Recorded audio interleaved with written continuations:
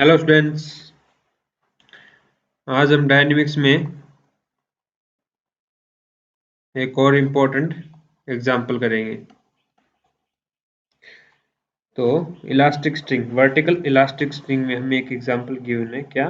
m द्रव्यमान का एक कण, m मास का एक पार्टिकल हल्की प्रत्यास्थ डोरी द्वारा एक अस्थिर बिंदु से लटका हुआ है। कोई m द्रव्यमान का कोई पार्टिकल है जो एक डोरी से लटका हुआ है। ठीक है, ओके। तथा इसे लघु ऊर्ध्वाधर विस्थापन दिया जाता है, यानी कि इसको खींच के छोड़ दिया जाता है, एक हल्का सा विस्थापन। ठीक है, ये पॉइंट ओ ले लो और जहां पे बंधा हुआ है, और ये पॉइंट ले लो आप बी, और इसको मैंने हल्का सा खींच के छोड़ दिया, सी पॉइंट तक खींच के छोड़ दिया। यदि संतुलन की अवस्था में डोरी की लंबाई L हो, यानी कि हमारा जो पार्टिकल है, जिस द्रव्यमान का बांध दिया, तो यह पार्टिकल बी पॉइंट पे है, तो यहाँ पे संतुलन अवस्था में, और इसकी O से जो दूरी है वो L है। ठीक है, ओके।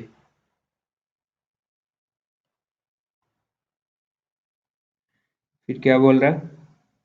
तथा दोलन आवृत्ति n प्रति सेकंड हो, यानी कि जो इसके दोलन की आवृत्ति है वो n प्रति सेकंड है, तो वो क्या होता है, n बराबर बाई टी होता है ना, जो आवृत्ति है वो इसके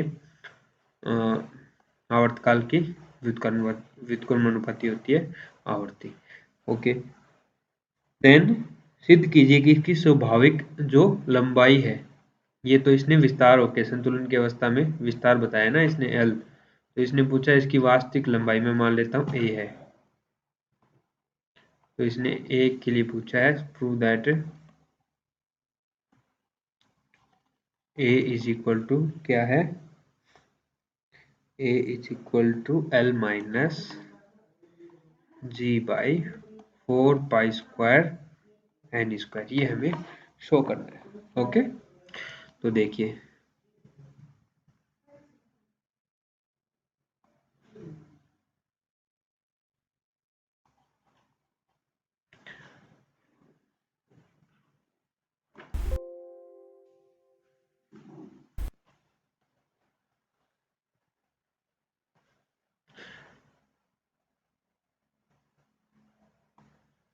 तो हम शो करते हैं।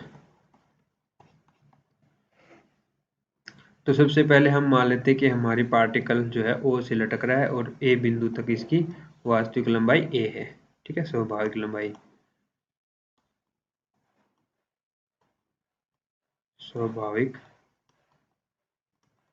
लंबाई हमने मान ली कितनी, A मान ली। ठीक है, इस A की वैल्यू हमें फाइंड करनी है। तो जब संतुलन की अवस्था में है ये पार्टिकल, जब संतुलन की अवस्था में है, तो इसका जो विस्तार है वो कितना हो रहा है, L माइनस A। ठीक है, संतुलन की अवस्था में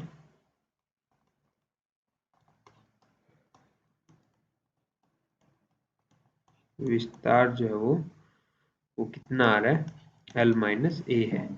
तो हुक्स नियम से हम संतुलन की अवस्था में उसके ऊपर तनाव ज्ञात कर सकते हैं। तो t naught is equal to क्या आ जाएगा, lambda L minus A by A। ये हुक्स नियम से हम बता सकते हैं, क्योंकि उस डोरी में संतुलन की अवस्था में विस्तार तो है L माइनस A, वास्तविक लंबाई हमने मानी है A। ठीक है, ठीक है, इतना हो गया। अब मैं इसको C पॉइंट तक खींच लिया। ठीक है, सी पॉइंट तक खींच लिया, खींच के छोड़ दिया, तो ये पॉइंट पी पे पहुंच गया मान लो, जिसकी बी से दूरी एक्स है। ठीक है, पी की बी के साथ दूरी जो है, ये बी ले लो और ये पॉइंट पी ले लो, जिसकी दूरी एक्स है। अब हमें चाहिए पी के ऊपर इसके कितना इसके ऊपर तनाव लग रहा है, वो हमें चीज़ अभी निकालनी है। तो एट पी जो तनाव है वो क्या होता है, d square m x upon D T square, यानी कि इसके ऊपर जो त्वरण है वो बल लग रहा है, बल कितना हो गया, T note minus T. T note तो हमारा क्या है, और जो संतुलन की अवस्था में जो बल होता है वो एम जी होता है। ठीक है, गुरुत्वाकर्षण बल ही तो लग रहा है, एम जी। ठीक है, तो यहाँ से हो गया एम जी, टी नोट की value m g minus t कैसे आएगा? अभी देखो विस्तार कितना है, एक्स तो ये हो गया और ऑलरेडी कितना था, एल माइनस ए था, तो ये हो गया एल माइनस ए प्लस एक्स, और वास्तविक लंबाई कितनी है, ए है, और इसको करना आपको डेल्टा से मल्टीप्लाई। तो आगे चलो, इसका हो गया एम जी यानी कि lambda L minus A by A minus lambda L minus A by A और फिर plus D minus minus lambda by A X, ये आ गया। ठीक है, तो यहाँ से हम क्या देख रहे हैं, M G sorry M D square x upon D T square is equal to आ गया minus lambda by A X आ गया, जो क्या होती है कि एस एच एम गति होती है, सरलावर्त गति होती है। इस सरलावर्ती गति का हमें क्या निकाल सकते हैं,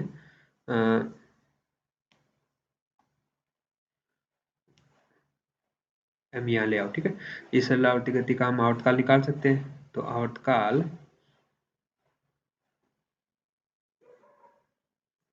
और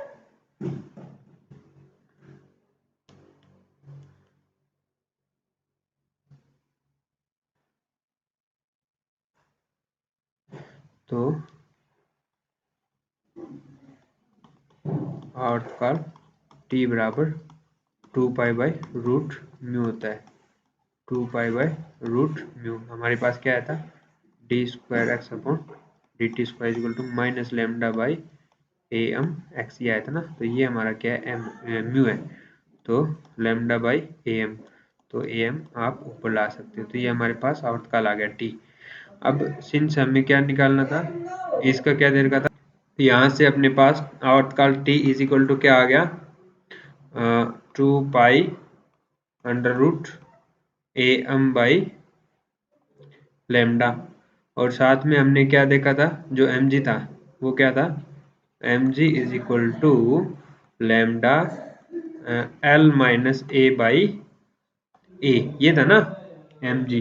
तो अब यहाँ से देखो ए एम बाई लेमडा की वैल्यू आप रख सकते हो यहाँ से, तो ये देखो ए को इस साइड ले आओ, इसको लेमडा को इस साइड ले जाओ, तो A M by lambda is equal to G L minus A आ गया ना, A M sorry G divide में आएगा, जी यहाँ आएगा, तो यहाँ से हम रख सकते हैं 2 pi sorry under root L minus A by G, ये रख सकते हैं, ये टी की वैल्यू है।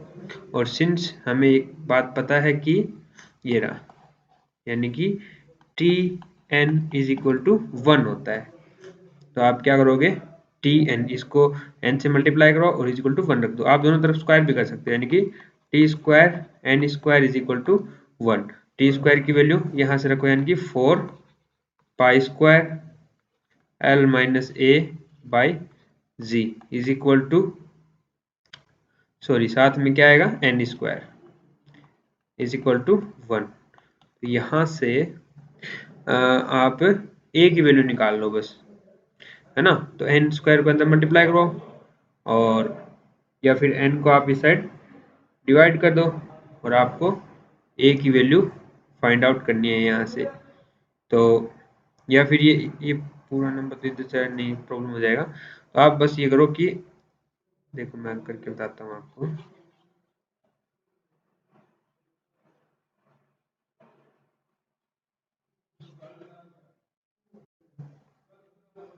सॉरी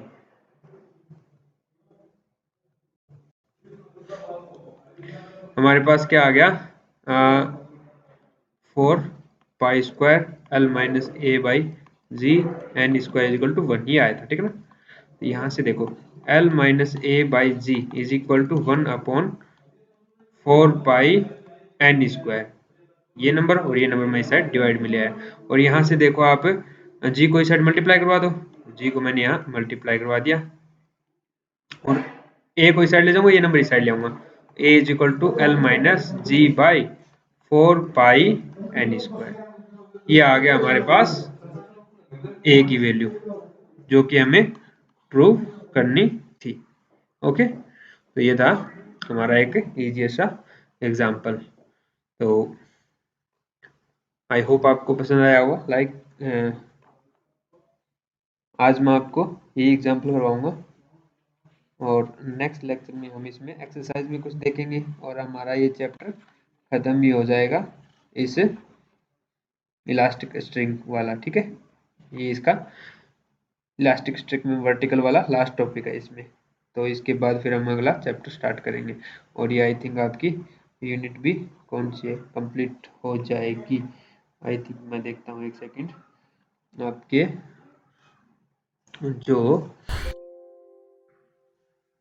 सेकंड यूनिट है जिसके अंदर आएगा आपका मोशन इन रेजिस्टेंस मीडियम और स्लो हॉरिजॉन्टल वर्टिकल। हाँ, ये फर्स्ट यूनिट आपकी कंप्लीट होगी। ठीक है, फर्स्ट यूनिट आपकी कंप्लीट होगी जिसके अंदर इलास्टिक स्ट्रिंग